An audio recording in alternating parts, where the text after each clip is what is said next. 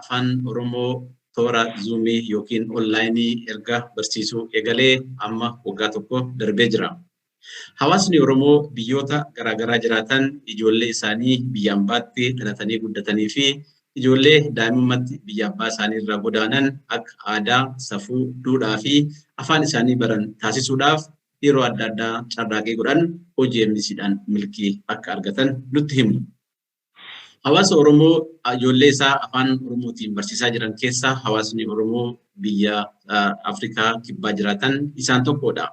Nutis marii keenya har'aa keessatti miseensota hawaasa Oromoo biyya Afrikaa kibbaa jiraatanii fi maatii ijoollee isaanii toora zuumiitiin gama hojii MBCtiin ijoollee isaanii barsiifataa jiran waliin marii taasifnee jirra. Sagantaan kunis guyyaa ijoollee barana hojii MBC'n Julaay 3 bara 2022 kabachiisu kana kabajuu irratti sababeeffachuudhaan kan qophaa'e ta'a.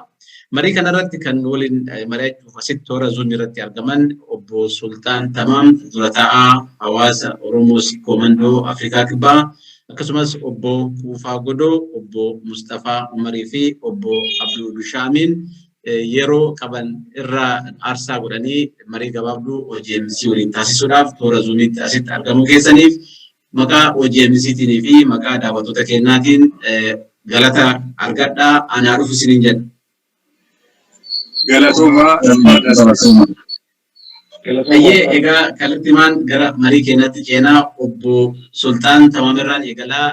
Egaa ijoolleen Oromoo ijoolleen biyya alaatti dhalatanii guddatan eega afaan Oromoo toora zuumiitiin karaa hojii MBC barumsa eegalanii waggaa tokko ga'ee jira. Mee bu'aa asirraa argattan akkamitti ibsitan obbo Sultaan? بسم الله الرحمن الرحيم دوران درسي ميديا كنا ميديا OGMC hooggantoota isaanii olaanoo fi hojjettoota isaanii jalarra haga gubbaatti galatoonfachuu barbaada. Kanatti aanee uummata keenya uummata Afrikaa kibbaa jiraatan warra ijoollee isaanii akka isaan afaan isaanii barataniif halkanii guyyaa dhaabbatanii asirratti hirmaachisanillee isin waliin galatoonfachuu barbaada. Jazaakumullahu khairan isinin jedha.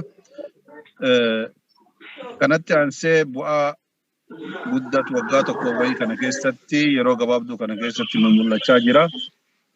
Akka hawaasa Afrikaa kibbaa keessattuu magaalaa Johannesburg jiraatu keessatti ijoollee toora kanarratti hirmaachaa jiran faamilii isaanii yookaan maatii isaanii dhiifama maatii isaanii waliin wal quunnamaa jirra.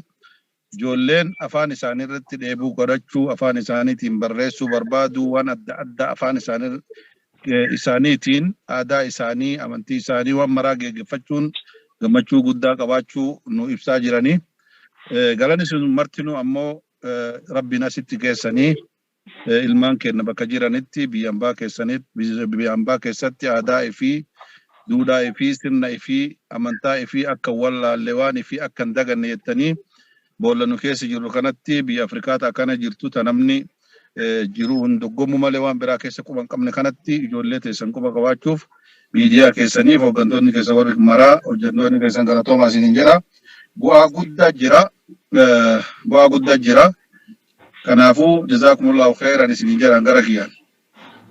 Galatooma obbo Sultaan mee obbo Kuufatan deebi'a. Obbo Kuufaan mee bu'aa ijoolleen teessan argatan ijoolleen teessan kun afaan Oromoo nu bira ta'anii dhaggeeffataa jiru cinaa ta'anii mee bu'aa argatan akkamitti ibsitu isinis ijoollee barsiifataa jirtan waan ta'eef. Duraan dursinee galatooma isin keessattuu barsiisonnii fi warri miidiyaa jedhamanii baay'ee galata qabdanii ijoolleen keenyaa yoo dhugaa dubbannee afaan Oromoo irraallee dhalatanii Oromoo taanellee osumatti dubbannuyyuu hagam kanaan dura dubbatanii fi haga barumsa kana eegalan hagam bu'aa meeqaa akka argatan dhugumaan dhugatti waan nama gammachiisee hin geenne tokko jechuudha. Dhugaa osumatti meeqaa dhiyeessuu danda'u. Fakkeenyaaf ijoolleen tiyya oduma dubbattuyyuu waan garaagaraan beektu. Bira darbanii afaan barachuu qofa osoo hin taane waan durii yookaan waan akka mammaaksaa hibboo ta'ee waan jarri galgala galee yoo jarri galgala walitti bifatanii yoo jarri wal gaafatan an mataan kiyyaayyuu ana eessa ture aga jedhu bikka ga'u ga'eera jechuudha. Kuni bu'aa kanan jenne yookiin immoo jijjiirama kanan jenne tokkotu argine jechuudha. ijoolleen keenya akka yoo eegalanii achirratti wanni isaan muuxannoon isaan argatan dhugaa kana jedhameen ibsamu akka malee jijjiirama baay'ee qabna ijoolleen xixiqqoon yookaan irraa xixiqqoo takara naasofnis amma afaan haasa'uu eegalanii baay'ee gaarii akka jiru baay'ee itti gammannee jirra galatooma rabbiin jazaa keessan haa deebisu miidiyaa keenya kana waan keessa qofaa miti yookaan keessan jechuu hin dandeenyu akka oromootitti waan keenya taanaan kunoo dhufee bakka odoon arginu ijoolleen keenya waan hin beekne barataa jirti galata guddaa qabdanii baay'ee bareedaa itti fufaa itti jabaadhaa warri hin barsiifnes osoo hordofee baay'ee gaariidha jedhee Galatooma obbo Quufaan mee gara obbo Mustafaa tan deebi'a. Obbo Quufaan xiqqootu tuquu yaalanii jiru. Kaayyoon guddaan barumsa afaan Oromoo kun afaan Oromoo qofaa miti kan barsiisan qabiyyee adda addaa of keessaa qaba. Mee qabiyyee ijoolleen barattu kana mee akkamitti ibsatan obbo Mustafaan bu'aa isaanii wal qabsiisaan ibsame? Dhugaa obbo Mustafaadhaan jedhe obbo Quufaan. Duraan dursee warra miidiyaa OGMC hundeesse kanaan galatooma jechuun barbaada.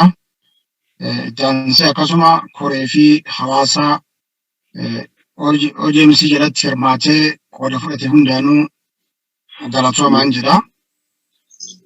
Akkuma beekamu jechaadha. Callaa isaa gaafuma erguma oomishanii mana galchanii galfatanii beekanii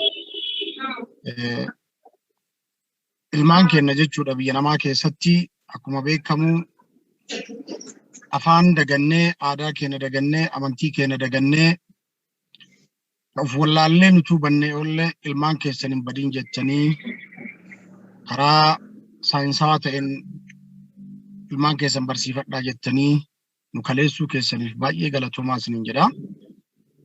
Ittaan sun akkuma isin jettan qabiyyeen barnoota kanaa hammana jedhamee ibsamuu baatullee jechuudha. Ammaaf ilmaan keenya ka afaan takka hin beekne boca qubee isin garana bocamtii isin beekne boca qubee ka afaan biraatiin yaamaa turan bocni qubee kun kenna jedhanii qubee san bocanii sagalee uumanii sagaleef sagalee walitti fidanii jecha uumanii jecha irraa gara himaatti seenanii dabarsanii ammallee mammaaksa ibboo jechoota baacoo kana kan hin jedhamin barachuu eegalanii jiranii jechuudha ilmaan keenya. Abbootiin keenya kanayyuu hin beekne qubee qofa kan beekan qubee akkam walitti dhufanii jecha maal akka uumuu danda'an ilmaan ofii irraa isaanuu amma kunoo bu'aa arganii galatooma akka isiniin jedhaa jiran kana jabaadhaa barsiisonni illee bu'aa guddaa gara fuulduraatti kan argitan hawaasni keessan kan isin galatoomfatu ta'a. Kanaafuu jabaadhaa rabbiin isin gargaaruun jedha. Ajee galatooma obbo Mustafaa gara obbo Abdoottan deebi'a. Mee ijoolleen afaan Oromoo guu barattu qubee qofaa miti akkuma obbo Mustafaan kaasan kontentii adda addaa qabatu. Kun mee akkamiin ijoollee teenya gara akka aadaa isaanii guddifatan akka hawaasa bakka bu'an akkamiin gargaara jettanii yaaddu asirratti mee yaada nu kennaa. Tole galatooma jedha. Miidiyaa OGMS akkasumas warri ijoollee teenya barsiisonni ijoollee teenya haa galatoomanii. Wanni jechuu barbaadu ijoolleen teenya gaafa jalqabaa afaan Oromoo eegaltuu qubee irraan eegaltee qubee irraa kaatee qubee laafaaf jabaa jecha dachaa walaloo aadaa faaruu kanneen barataa jirti.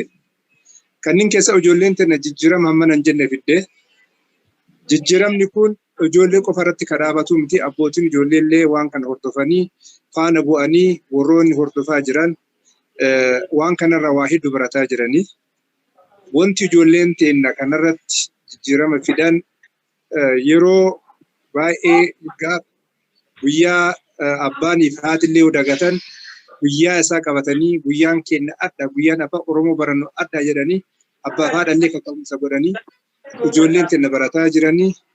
Kanaafuu haala gaariidhaan deemamaa jira. Haala gaariidhaan barataa jirtu ijoolleen teenya. Warri miidiyaa kana nu hundeesseef warri afaan Oromoo illee nu barsiisaa jiru haa ulfaatu jedha. Galatooma obbo Abdoon gara obbo Sultaanitti tan deemia. Egaa afaan Oromoo aadaa, seenaa, duudhaa saba keenyaa barsiisuun gaheen qaama tokko qofaa miti. Qaamolee adda addaa irraa waan hedduutu eegama. Mee maatiin ijoollee manatti maal godhuu qabanii? Koominiitiin hawaasni akka waliigalaatti maal godhuu qabaa? Hojiin isin immoo maal haa fooyyeffatu? Mee yaada waliigalaa nu kenna asirratti. Galatooma barumsi kubatuu jettee qaama tokko qofarraa yookaan barsiisaa qofarraa deemee bakka ga'uu hin danda'u. Tumsa hawaasaa fi maatiitiin barsiisotaatiin barumsi bakka ga'a. Barumsi duraa mana keessaa eegalama. Haadha abbaarraa eegalama. Yoo haadha abbaan muratanii ilmi kiyya kun baratee bakka ga'uu qaba jedhanii muratanii halkanii guyyaa qofa qabaatan barsiisaan irratti tumseef ilmi sun shakkii takka malee bakka takka deemee ga'a. Garuu hawaasni keessa jiranii fi maatiin yoo ilmaan kana jajjabeessuu dhaban ilma kiyya aadaan kee kana afaan kee afaan Oromooti kootu jedhanii dubbatanii aadaa akkanaa qabnaa waan barsiisaan barsiisuu irratti waan biraa yookaan naannoo isaa waan adda addaa yoo mana keessaa tumsi jiraate wanni barumsi sun bakka takka hin geenyeef takka illee hin jiru. Yoo garuu barsiisaa qofatti dhiisanii ijoolleen foddaatti televizyiinaa qofa jala taa'anii walitti deebi'an maatiin quba qabaachuu baatte ijoolleen waan itti barsiisaan itti hime san dagatanii biraa deemuu mala. Amma ammoo akka kunoo maatiin ijoollee jedhanitti ijoolleetu inumaayyuu abbootii yaadachiisaa jira guyyaa san. Akkasii miti. Ijoolleen abbootiin abbootii. Abbootii yaadachiisuu qabanii, barsiisota gargaaruu qabanii, miidiyaa kana. Maaliif warri kun bahara hin cehee lafa fagoo tana keessatti nutti dhufee balbala nutti qo'ee akka ilmaan keenya baratan barbaadanii dura maatii galuu qaba. Namni waan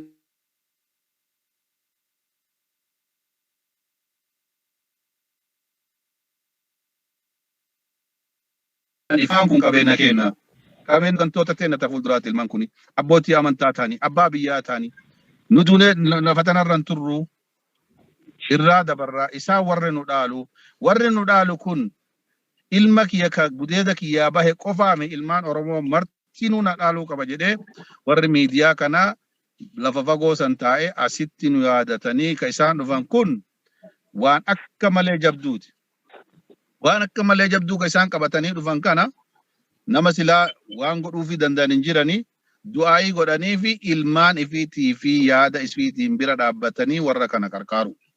Yoo qarqaarsi gara lamaan hin jiraate ilmaan kennallee hin gargaaru. Akkuma isiniin deengadda jedhe san keessattuu ilmaan kenna ilmaan warra ijoollee sikkoo mandoorraa bahan namni kenna dhiifamallee naa godha arraballee hin jedhina gaararraan daftee bakka dhufte fakkaatti mukuma irra teetu fakkaatti. Ijoolleen teenya daftee afaan hambaa baratti. Afaan hambaa san eenyu harkaa buusuu qaba. Eenyu afaan ifiitiif afaan hambaa san wal bira barsiisuu qaba. Maati. Barsiisaan qofti bu'aan fidu.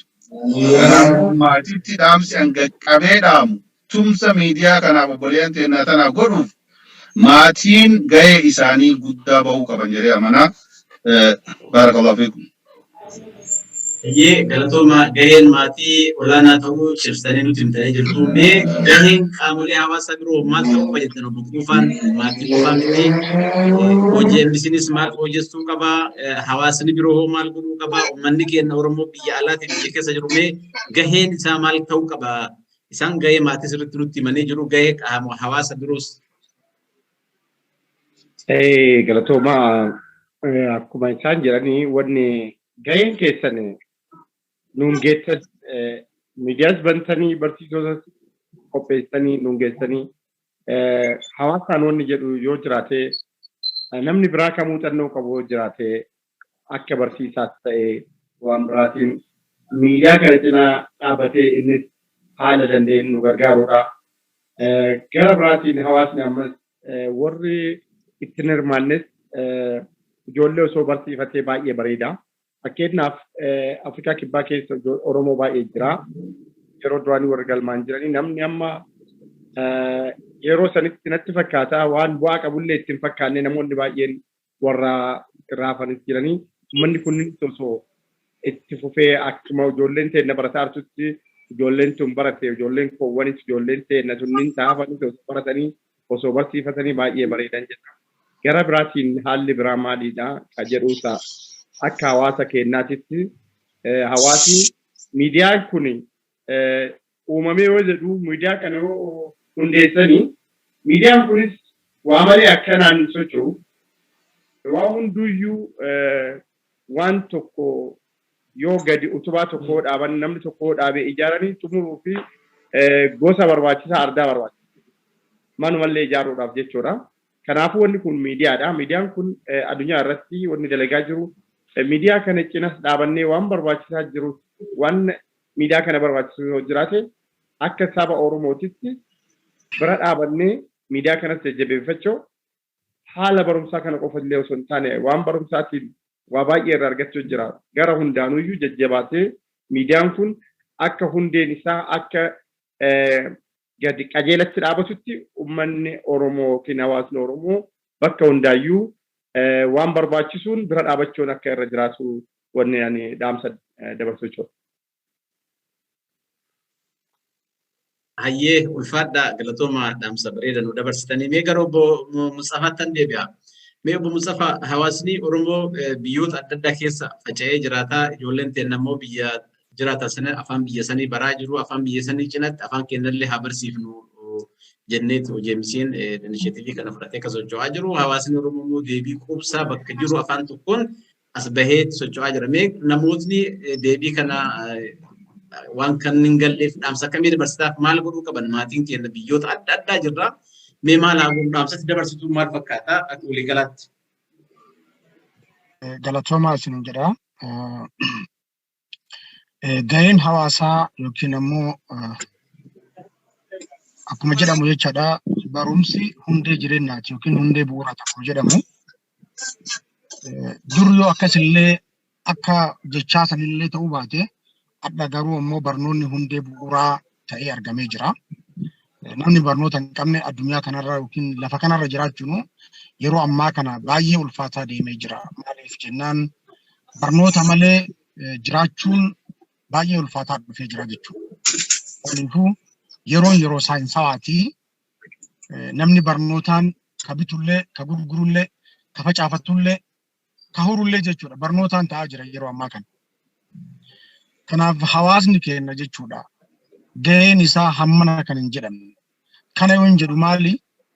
Ilmaan ofii qofatti jechuudha. Barsiisaa akkuma barsiisaa qofatu nu barsiisa jedhanii isaan irra dagachuu ilmaan ofii barsiisaa irra dagachuu osoo hin ta'in wanti kun waan kenna nutuu kaleessa bannee jirra jedhanii of yaadatanii warra barataa jiru san irraa barumsa fudhatanii warri hin galmaa'in ka waan kana duuba ta'ee daawwataa jiru gara fuulduraatti as dhuftanii waan kanarra jechuudha qooda akka fudhattan akka itti wal yaamtan akka itti wal jajjabeessitan isiniin jedha. Akkuma biraa jechuudha namni keenya baay'ee tokko of dagannee jirra. Hedduu tokko of dagannee jirra. Aadaa fi amantiin keenyallee badaa deemaa jirti. Kun hundi akka hin taa'amne jechuudha. Irraa amma argame kanatti nam hundinuu ilmaan ofii cinaa dhaabbatee tumsaan jechuudha. Waan kana jabeeffachuu qaban jedha. Inni biraa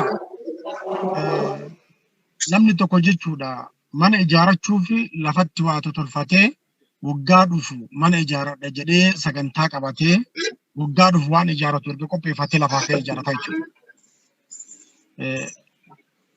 Barumsi kun nutti dhufee osoo nuti yaadatin lafaa qabee nu kaasee jira. Warri sun hoo warri miidiyaa kana hundeesse miidiyaan kun waa malee gadi dhaabbatu yaada qofaan tumsinee bira dhaabbachuu dabarsinee jechuudha. Namni bu'aa irraa argataa waan jiruuf fuulduratti hoo miidiyaan kun malee nama biraa hin qabu jedhee namuu kiisa ofiitii akka itti yaaduu qabu. Maaliif jennaan bakka waarraa argatan sani namuu hundeedhaan jalaa buqqisee jalaa galu jalaa hin galu waggaa dhufullee irraa haamadha jedhee waa lafatti hambifata jechuudha namni. Kana waan taateefi hundi kennaa jechuun akkuma mana ijaaruuf waa lafatti karoorsinee waggaa dhufuuf waa qopheeffannu sani tabaranaa silaa dabarte tabara dhufuutiif jecha hundi keenya itti yaannee hawaasni keenya kan ilmaan barsiifachuu feenu namoonni kunniin illee nu malee hin qabani miidiyaan kunis nu malee dhaabachuu waan hin dandeenyeef akka nuti barbaachifnu akka of qopheessinu isiniin jedha. Toma Mustafa Megara dhumatti deemnaa obbo Abdoo Rishaan gaafadha. Egaa akkuma duratti kaasnee torbaanitti guyyaa lama afaan Oromoo kun kennamaa jiru sanbattan irra kennamaa jira. Mee guyyaan kun gahaadha moo itti dabalamuu qaba jettanii qabiyyeen isaa hoo maaltu itti dabalamuu qaba? Amma wanni barsiisaa jirru cinatti daran ijoolleen teenya akka aadaa safuu duudhaa keenya sirriitti badu maal itti dabalamuu qabna yeroon gahaadha jettu mee maal nu dhaamtan? Tole galatoomaa guyyaan ijoolleen teenya barataa jirtu guyyaa lama san keessatti ijoolleen haalaan barataa jiranii guyyaan kunillee uduutti nu darameeti bareeda. Guyyaan uduutti nu darameeti bareeda. Kan biraa wanti ijoolleen additional course fudhachuu qabdu waan akka afaan faranjii jechuudha yookaan ingiliffaa waan akka kompiitaraa uduutti nu daraniiti bareeda. Kan biraa wanti jechuu barbaadu gaafii duratti Mustafaa gaafatin irratti gaafa ijoollee tana galmeessaa turre nama hedduu galmaa'e. Yoo xiqqaate ijoollee haga 50 irraa 60 galmaa'e. Guyyaa duraa san namoonni hedduun itti seenanii hordofaa turanii. Warri itti seenee hordofaa ture sun gariin tuffiidhaan keessaa qabee jira. Bakka ijoolleen barataa jirtu geette kan oduu argeeti itti gaabboori sun. Gaabbiinsa guddaa qaba. Waan kana ta'eef wanni nu jechuu qabnu, wanni dalaguu qabnu. Warroonni abbootii ijoollee illee koota ijoollee keessan barsiifadha. Ijoolleen keessan haa barattu, aadaa keessan haa barattu, afaan keessan haa barattu. Akka South Africaatti koota baradhaa jennee dhaamsa kana dabarsuu barbaada. Kan biraa akka miidiyaatittis miidiyaan kun akkanaanii miti kan dalagu. Barsiisonni mindaa qabdi. Miidiyaan wantoota adda addaatti jiraata. Waan kanarrallee faayinaanshiaalii bira haa dhaabannu. Bira dhaabannee waan kana haasisinu. Waan kana yoo bira dhaabannee waan kana olii nuuf fiduu danda'a. Waan kana ol bareedaallee nuuf fiduu danda'a. Waan kana ta'eef kallattiidhaan abbootiin ijoolleellee Oromoon dachee sanarra jirtu. Oromoon bakka keessa jirtu guutuun waan kana bira dhaabatanii afaan ofiillee ijoollee barsiifatanii miidiyaa kanallee bira dhaabatanii jedha. Ayyee galatooma amma marii keenya waa'ee afaan Oromoo barsiisuu laachisee miidiyaa kabajamu laachisee egaa mariin keenya waa'ee barsiisuu afaan Oromoo ilaalchisee guyyaa barattoota Julaay 3 kabajamaa isa ilaalchisee sagantaan gabaabduu qopheessine gaafiin ani isin gaafachuuf karoorfanne kanuma mee dhumarratti dhaamsii dabarsitan yoo jiraate keessaayyuu amma namoota harcaatiin mul'ata duraan hoo jedhanii dhufanii galmaanii ijoolleen achi keessa harcaata jirti kana wal qabatee akka waliigalaatti dhaamsii dabarsuu qabdan yoo jiraate obbo Sultaan irraa eegalaa carraa dhumaa isinii kennu. Bismillah. Dhaamsi an bakka kanatti dabarsuu barbaadu namni keenya duraanuu mammaaka dheeraa sanillee hin seennu achumarratti deebine waan jedhuu barbaadu asirratti ijoolleen teenya warri amma barataa jiruu fi barsiisodhaan kenna miidiyaan kenna akkaataa nama kana ijoollee teenya seenanii keessaa ba'anii fi ta'uudhaan seeniin alatti hafanillee isaan hawwannee isaan asitti hirmaachisuu dandeenyu irratti dalaguu qabna jedhee amana. Sun akkamitti irratti dalaguu qabna guyyaa amma Julaay 3 yookaan guyyaa biraatu waggama dhufuu yoo ta'u ijoolleen amma barachaa jiru kun seeraan qabxiin qabiyyee waa baratanii abbootiilleen qopheessanii barsiisonnillee qopheessanii waan ijoolleen tun baratti guyyaa tokko akka Oromoo guutuutti ta'e akka waldaa keenyaatti ta'e qarqaarsa goonee barmoota ijoolleen afaan Oromoo miidiyaa kanarratti baratu eebbisa isaanii yookaan waan isaan baratan kana agarsiisaa wahii dalaguu qabna jedhee amana. Gaafa waan akkasii hojjennee ifatti baanee agarsiisaa ijoolleen 20 waa jiraatu 10 waa jiraatu waan baratan san ummata Oromoo ka biyyana jiru ijoolleen hagana afaan Oromoo miidiyaa ibaluu irraa barate bu'aan isaanii kana jennee agarsiisaa goone nama hedduutu nu hirmaata jedhee amana. Maaliif namni kenna bizinesu malee ta'e waan adda addaa ta'e yoo ati yaamtu dalagdee agarsiiftu malee itti seenee fi ilaalu. Silaa namni waa fi uumee waan sanitti gaa namni kenna moo waan namni uumee fi facaasee qotee maalii galgaleen facaase haamachuma qofa barbaada. Kanaafuu waan akkanaa jira qonne asiin geenne haamanni kanaa mee ijoolleen teessanees jirti warri waa baratees jira. Odoo agarsiisa akkasii guyyaa tokko waggaa kana taate ka dhufu taate keessatti dalayne hojjennee jabaannee irratti dalayne in hirmaachifna jedhee amana kanuma jedha. Galatooma obbo Qubsaanis yaada xumuraa akka nu kennitan isin maraayyuu gaafadha yaada xumuraatti qophaa'aa. Ay baay'ee bareeda yaadni kama Sheesultaan jedhan kana maaliifuyyuu haala barachuu barsiisuu irratti wanna argine gaaf duraa eegalee fi haga ijoolleen irra jirtu akkuma isaan jedhanii osoo arge akkuma abdoo paateedhaan sanii odoo arganii amma wal lama kiyyattuu warra jiru jira osoo itti yookaan ijoollee sana wal bira fidne baay'ee gaabbuun wannuma jiraati. Dubbiin kama amma Sheesultaan jedhan sana sunaa ta'anaallee yaada biraan qabu agarsiisa yookaan qophii wayii godhanii isinis dhuftanii isin simannee osoo gaaf tokko ijoollema sanallee finnee waan akkasii goonee ummata kanallee miidiyaa wal barsiifnee bareedan jedhee yaada kanuma galatooma. Ayyee obbo Mustafaan. Baay'ee gaarii tokko jechuudha. Akkuma jedhame yaadni mana keessaa ka'ee jira. Maal goonee hawaasa kana warra ilmaan isaanii barnoota qotanii fi isa hafan akkam goonee hirmaachisne isa jedhuu fi dhugaadha agarsiisa tokko agarsiisuu qabna jechuudha. Ilmaan baratan kanarratti agarsiisa agarsiisuun kenna dirqama ta'eetiin argamaa jechuudha. Maaliifuu akkuma obbo Sultaan jedhan jechuudha namni kenna waan suma takkaan ka'ee haamee galchuu fedha malee waan qotanii waan isa barbaachisu silaa tartiiba sanii nama kenna hedduu dheeratti akkaataan sun jechuudha. Kanaafuu agarsiisa jechuudha.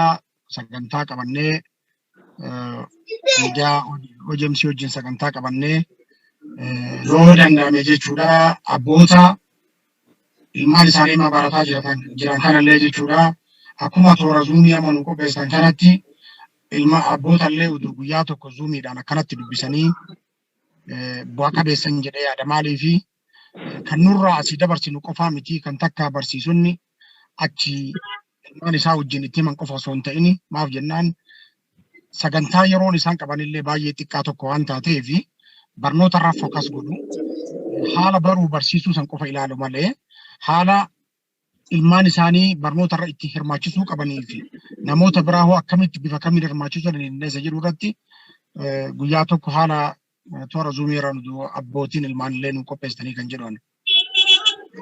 Galatooma obbo Mustafaan obbo Abdoon yaada xumura. Tole galatooma isheen dubbatanii bitaniirani wanni isheen dubbatu sun taataati. Kan biraa wanti jechuu barbaadu wanni guddaa wayii hin jiru. Akkuma ijoollee seenaa waggaa tokkoffaa ijoollee Kanaadaa irratti qophii abboota ijoollee jedhanii godhan san asitti guyyaa tokko nu godhanitti bareeda. Waan san irratti kallattiidhaan dalaguu qabna. Ka gara dhumaa ammallee irra deebi'ee dubbadhu utuu koorsiin biraallee nu kenname danda'amee waan ta'u taate. Koorsiin biraallee akka kompiitaraatiif akka ingiliffaa utuu irra taa'amee nu kennaniiti bareeda. Yoo danda'ama warri miidiyaa kennaa waan sallee itti nu haa yaadanii jedha. Taaniif galatooma ulfaadhaadha. Hayyee egaa miseensonnii fi koreen dura buutonni hawaasa Oromoo Afrikaa Kibbaa waa'ee baruu fi barsiisuu afaan Oromoo zuumiidhaan OMC'n ijoollee Oromoodhaaf kennaa jiru ilaalchisee marii waliin taasisuudhaaf yeroo qabdan xiqqoo san irraa nu hirtanii odoo hojiidhaaf fiiddan suuqii qabdan kun makiinaa keessa teessanii kun masgiida teessanii oduu fiiddan yeroo keessan qaalii nuuf jecha hawaasa keessanii jecha uummata keessanii jecha aarsaa gootanii marii kana fakkaatu nu waliin taasisuu keessaniif maqaa OJMCtiin fi maqaa daawwattoota keenyaatiin galata guddaa argadhaa isinii jira. Akkuma isinuu kaaftan bu'aan afaan Oromoo barachuu irraa argamu waan kana hin jedhamne daran guddaadha. Gaafa jiraan OJMC'n yaada kana jalqabu namoonni hedduun fedhiidhaan as dhufanii turanii garuu jidduudhaan harcaatiin adda adda mul'ata. Warri ijoolleen isaanii harcaatee keessa hafte akka gaabbaniidha akka kaasaa jirtan maaliif qabatamaadhaan argaa jirtu bu'aan argame malatti ijoolleen teessan afaan kana barachuu erga eegalanii jijjiiramni dhufe guddaa ta'uu isaati kaka'umsi ijoollee bira jirus gaafa torbaan ga'u gaafa sagantaan ga'u har'a kunoo sagantaa keenna afaan Oromoo baranna jedhanii pennaa fi daftara isaanii fudhatanii fiiguutu mul'ata. Kun kaka'umsa guddaa egaa yaada nuu kennitan hundaan fudhannaa. OJMC'nis hawaasa bal'aa kana hundee kana qaba waan ta'eef dagaagaa hin guddataaf duratti akka deemu abdii kana isintu nu duuba jira. Kaan immoo OJMC'n uummatarraa uummataaf dhaabbate waan ta'eef fedhii uummataa waan guutuu danda'u hundaayyuu waan uummata keenya fayyadu hundaayyuu sagalee uummataa ta'ee fuulduraaf kan hojjetu ta'a. Fedhii fi gaaffii isin qabdan kanas dhawaataan guutuudhaaf OJMC'n qophii ta'uu isaa asuma waadaa isinii galuu barbaada. Egaa daawwattoonni keenya mariin gabaabduun hawaasa Oromoo South Afrikaa Afrikaa kibbaa jiraatu waliin waa'ee baruu fi barsiisuu afaan Oromoo ilaalchisee sagantaan addaa qopheessine kanuma fakkaata. Yeroo biraa hawaasa Oromoo biyyoota adda addaa jira waliin sagantaa wal fakkaatu qopheessine kan isin dhiyeessinu ta'a. Sagantaan keenya irraa kanumaan goolabna waan hojjettaniif galatooma horaa bulaa. Ulfaadha galatooma. Galatoomaan jenna.